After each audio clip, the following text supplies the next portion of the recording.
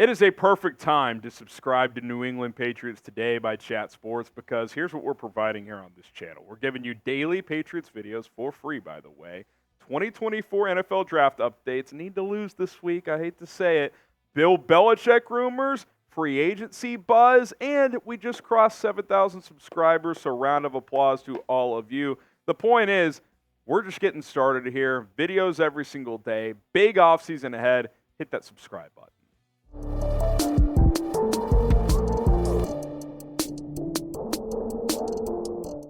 I'm Harrison Graham from Chat Sports. Rolly will join me here in a second. Here's what's coming up here on today's show. Kendrick Bourne, does he want to return next season? We'll give our thoughts on if we would bring him back. Russell Wilson, could he be the Patriots' answer at quarterback in 2024? Plus, elsewhere at quarterback, could New England end up trading up for the number 1 or number 2 overall pick, sitting at 3 right now? All of that and more here on today's episode. Let's start with Kendrick Bourne. Look at it, Rolly. Kendrick Bourne making it clear, says, make the Patriots bring me back. Responding there on Instagram. Yeah, it's certainly interesting. Kendrick Bourne posted a little 2023 in review on IG, which was very nice, and then pop shot of 3. That's our own Demario Douglas, who said, miss you, brother. And then he said, miss you, dog. Make the Patriots bring me back. And that's obviously the main part of this story that we're going to look at because, listen, Kendrick Bourne was, for better or for worse, he was the number 1 wide receiver on this New England Patriots team this season. Only played in 8 games before suffering that massive knee injury, but was Mac Jones' favorite target, 4 touchdowns, 11 yards per catch, 50 yards a game, and he's had 3 productive seasons in Foxborough as well, almost acting as the wide receiver 1 in every year, even though that was not intended to be his role. Yeah, and look, I mean, as crazy as it sounds, had he played all 17, I mean, he wasn't on pace for 1,000 yards, but there was an outside shot he could have gotten there. He was on pace to clear 800 for sure. And to Rolly's point, he's been a solid contributor here. And the problem is he's a number 3 at being asked to be a number 1. But again, if you go get someone at the top of the draft at receiver, if you get a T. Higgins in free agency, you want to bring back Kendrick Bourne to be a number 2, number 3. I think in an ideal role, he's a number 3, but maybe for next year, he's your number 2, and Pop Douglas is your number 3. I definitely am open to this idea, Rolly, and quite frankly, I don't think the price tag is going to be that much. He's coming off a torn ACL. I don't think anyone around the league views him as a top 2 receiver on a good receiving core. So, 1 year, $4 or $5 million to come back next year, I think that could be a win-win for both sides. No, I'm in. And when they originally signed Kendrick Bourne during Bill Belichick's big-time free agency spree that didn't really work out too well 3 years ago, I thought that was the best signing at the time in terms of value. We got him for 3 years and $24 million. That's wide receiver 3 money. I thought he had ability to be a little bit more than a wide receiver 3. He obviously didn't showcase it that much, but that also might be because of the Patriots offense in a way. And we know last season with Matt Patricia, he kind of got shadow banned by that loser. But either way, if he did, as you mentioned, Harrison, did return on a cheap contract, I'd be all in.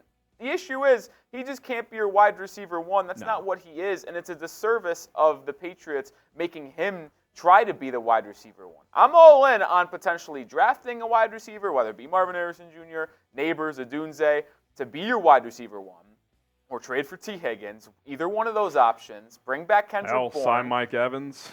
He's a little older. But super low-end wide receiver 2 with rookie or going to be second-year Demario Douglas stepping on as your slot / wide receiver 3. Kind of all in on it. I'm with it. The question is, what will New England do with Juju and Devontae Parker as they two are both under contract as well? Yeah, you kind of feel like they're going to try and dump one of those guys and maybe keep the other one, depending on the contract situations. What do you guys think? Would you re-sign Kendrick Bourne? Type S for sign him or P for pass. Go ahead and let him go. I'd bring him back. I mean, 3 for 24 on his last contract. Again, maybe it's a base of $4 or $5 million, incentives up to 7 or 8. I would certainly be open to a structure like that. S for sign, P for pass. Give us your thoughts on Kendrick Bourne. Let's get to story number 2 here. Russell Wilson, could the Patriots sign him to be their quarterback this upcoming season? Reports continue to suggest he's likely going to be cut at the end of the season. I think they would potentially have to wait until the start of the league year, which would be in March. But nonetheless, I think his Denver career is over, and the idea of bringing him to New England is certainly interesting, especially if the Patriots, find themselves outside of a top 2 pick, and if they can't get one of the top 2 quarterbacks, maybe the Patriots, whether it's Bill Belichick or someone else running the show, decide to go with the short-term answer at quarterback. And look, I'm not the biggest Russ guy, Rolly. I don't think peak Russ exists anymore. But I will say this. He played much better this year. He played like a top 15 quarterback in the NFL. There's no doubt he's an upgrade from what you would have. And if you wanted to bring him in on a 1 or 2 year deal, I don't completely hate the idea. I would still rather get my long-term answer if that scenario is available. But this isn't a bad backup plan, I suppose. No, well, it's certainly better than Mac Jones or Bailey Zappi, that's for sure. He had a little bit of a better year this year. But it is interesting to see it not work out and unable to really get in the good graces of Sean Payton. It almost felt like that didn't work from day one. Felt like Payton never wanted him. Yeah, and it kind of feels like they're pushing him out the door. And Patriots legend James White. So context behind this tweet right here.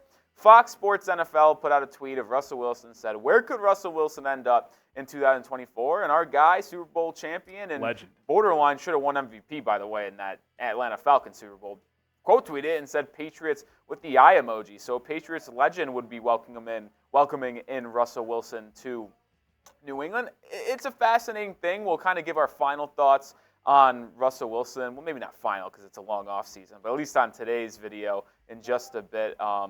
But it is an intriguing scenario. Yeah, more to discuss when it comes to Russell Wilson, plus some an interesting contract note on what that could look like. But do want to continue to talk about PrizePicks here on New England Patriots Today. We appreciate them for sponsoring today's show. Final week of the regular season in the NFL, so take advantage, and then obviously continue to make entries throughout the playoffs. Obviously, you got NBA, NHL, college basketball as well, so plenty of sports to play daily fantasy sports on.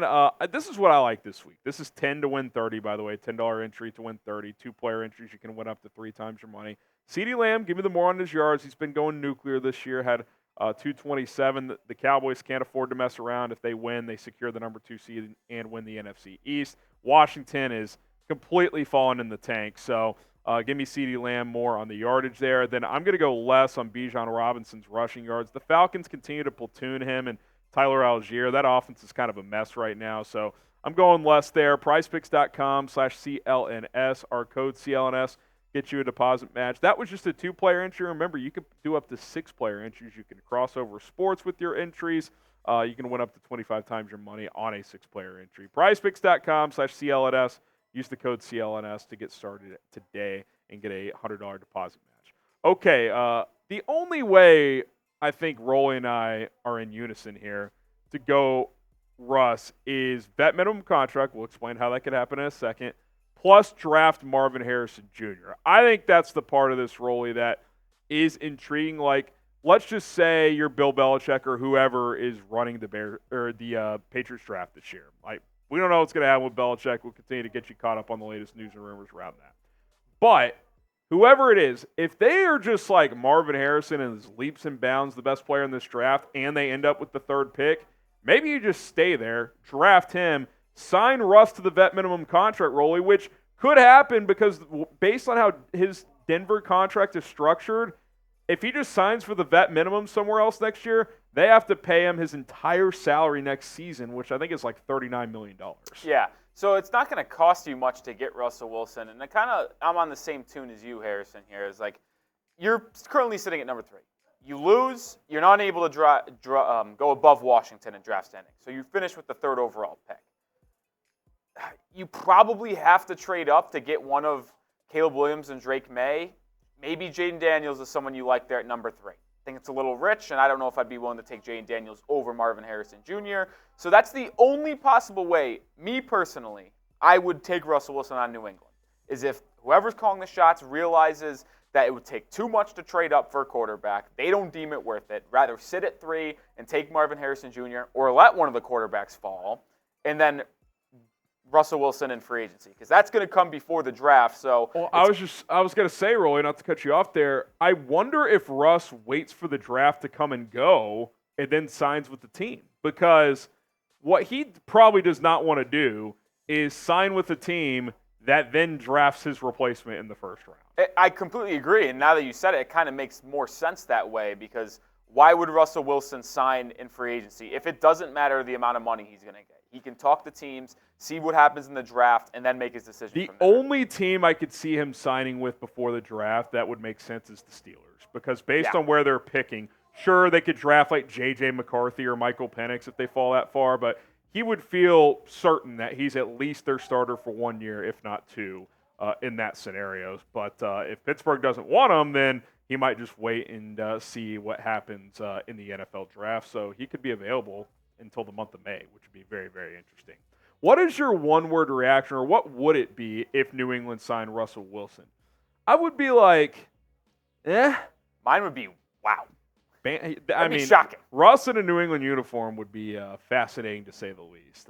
Could you imagine if they keep Belichick, a Russell Wilson-Bill Belichick dynamic? It'd be something. I mean, they could not have less in common, I feel like. So it'd be a weird fit. It would be bizarre. All right, do the New England Patriots want to trade up in the draft? Because we've kind of alluded to this, especially if they beat the Jets this week. But even if they lose, they may not be in top 2 position. And if they want Caleb Williams or Drake May, you're almost certainly going to have to move up to 1 or 2 to get one of them.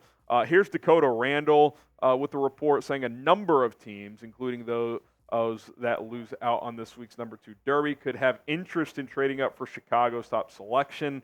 That could be the Cardinals, Commanders, and or Patriots. And again, Roy, for the second straight year, the Bears kind of dictate what happens here.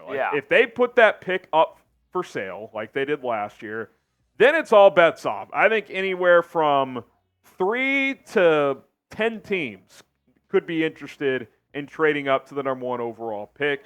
And I would definitely think New England, especially if they're not at number 2, would be in that bunch of teams that would be interested. I mean, listen, it's going to be fascinating. I don't know if really Arizona is going to be in the market for a quarterback. I think Kyler Murray has shown a decent amount here since his return from injury to garner the respect of what he once was. I feel like they're just going to draft whatever the best receiver is when they pick. Yeah, if it's Marvin, they'll take him. If not, they'll take Neighbors or Odunze. I mean, that makes the most sense if you're Arizona. So that, I think the biggest wild card here, in my opinion, is the New York Giants, who currently have the 5th pick. Do? They're 1 game behind both Washington and New England, and if Commanders playing Dallas when Dallas has everything to play for. Yeah. Probably not going to win there.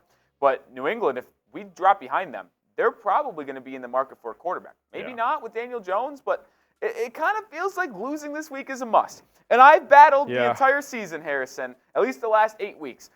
Do I root for wins? Do I root for losses? What do I do here? There is one thing certain to me.